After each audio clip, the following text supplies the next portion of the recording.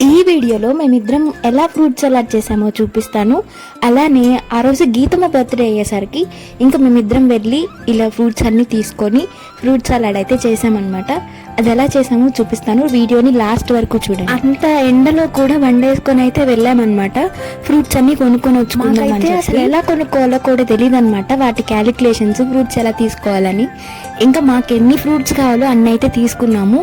మాకు తెలియదు అంకుల్, మీరు ఎలా క్యాలిక్యులేట్ చేసి మాకు బిల్ చెప్తారో, మాకు ఎన్ని కావాలో అన్ని తీసుకుంటామని చెప్పి ఇంకా మాకు కావాల్సిన ఫ్రూట్స్ అన్ని తీసుకున్నాం. అక్కడికి మా ఫ్రూట్ షాపింగ్ అయితే సగం అయితే అయిపోయింది. ఇంకా బజార్ అంతా తిరిగి మాకు కావాల్సిన ఫ్రూట్స్ అన్ని తీసేసుకున్నాము. ఎలానో అన్ని దొరికాయి.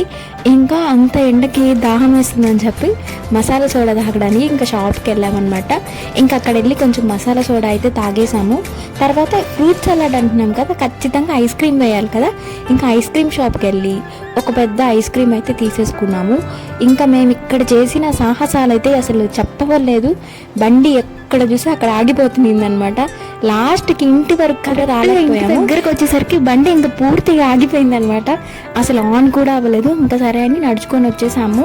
ఇంకా వచ్చి ఫ్రూట్ కటింగ్ అయితే స్టార్ట్ చేసాము. బర్త్డేలకి పాయసం ఉంటుంది కదా, ఇంకా ఈ సమ్మర్ సీజన్లో పాయసం తినలేం కదా అని చెప్పి ఫ్రూట్ సలాడ్ చేయమన్నారా. ఇంకా మేమిద్దరమే చేస్తున్నాము. ఫ్రూట్ సలాడ్ ఈజీయే అనుకుంటాం, కానీ ఇవన్నీ కట్ చేసేసరికి అయిపోయింది. ఈసారి ఫ్రూట్ సలాడ్లో ఏంటంటే మాకు అవైలబిలిటీలో ఉన్న ఫ్రూట్స్ అన్నీ తెచ్చి చేసాము.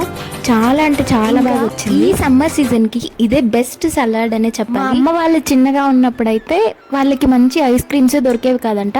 అంటే మంచి అరుణ్ ఐస్ క్రీమ్సే ఉండేవి కాదంట. ఇప్పుడు చూస్తే మనకి ఎలాంటి ఫ్లేవర్స్ కావాలన్నా వాళ్ళైతే ఐస్ క్రీమ్ ఎలా చేయాలో నేర్చుకొని రాత్రి ఐస్ క్రీమ్ ప్రిపేర్ చేసి పెట్టుకొని ఇంకా పక్క రోజుకి ఫ్రూట్ సలాడ్కి రెడీ చేసి పెట్టుకుని మనం వచ్చే టైంకి ఇప్పుడు అంతా ఐస్ క్రీమ్స్ అన్నీ రెడీమేడ్స్ వచ్చేసాయి.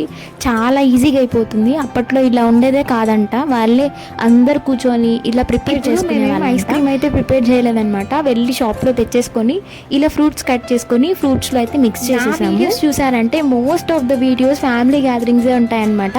అంటే అన్ని బర్త్డేస్ ఉంటాయి. ఫ్యామిలీలో సెకండ్ జనరేషన్ ఉన్న వాళ్ళందరి బర్త్డేస్ ఎక్కువ సమ్మర్ సీజన్లోనే ఉంటాయన్నమాట. ఇంకా అందరు వెకేషన్లోనే ఉంటారు కదా, ఇంకా బాగా ఫ్యామిలీస్ అన్నీ గ్యాదర్ అయ్యి ఇలా ఎంజాయ్ చేసేవాళ్ళం. ఇంకా మా జనరేషన్ వచ్చేసరికి మేము కూడా ఇప్పటికీ కూడా అదే ఫాలో అవుతున్నాం అనమాట. ఎవరి బర్త్డే అయినా సరే అందరం ఇలా గ్యాదర్ అయ్యి మంచిగా ఎంజాయ్ చేస్తాం. అప్పట్లో అయినా ఇలా ఇంటి దగ్గరే కూర్చొని అన్నీ ఒక్కొక్కరు ఒక్కొక్క ఐటమ్ చేసుకొని గ్యాదర్ అయ్యే వాళ్ళము. కానీ ఇప్పుడు వచ్చేసరికి ఏమైపోయిందంటే అంత క్యాటరింగ్ అయిపోయింది కదా. ఇప్పుడైతే క్యాటరింగ్ చనిపోయే ముందు లాస్ట్ ఒకటి చెప్పాడంట, అంటే ఎలాంటి ఏమున్నా సరే బర్త్డేస్కి మాత్రం అందరు ఇలానే గ్యాదర్ అవ్వాలి, అందరు ఇలానే చేసుకోవాలి అని చెప్పాడంట. ఇప్పటికీ అదే ఏం జరుగుతున్నా సరే జూడీకి పాట వస్తే చాలు. ఇక్కడ చూడండి. Happy birthday to you, happy birthday to you, happy birthday dear Geetamma, happy birthday to you. ఈ జూడి బాబాకైతే పాటలు అంటే చాలా ఇష్టము. ఇంకా క్లాప్స్ కొట్టడం స్టార్ట్ చేస్తాం. సమ్మర్ సీజన్ కి గీతమ్మ బర్త్డేనే లాస్ట్ అన్నమాట. ఇలా మా family gathering, fruit salad making, ఇంకా గీతమ్మ బర్త్డే అయితే ఇలా ఎండ్ అయింది. ఇంకా మన ఛానల్ ని ఎవరైనా సబ్స్క్రైబ్ చేసుకోకుండా చూస్తుంటే please do subscribe. Bye bye.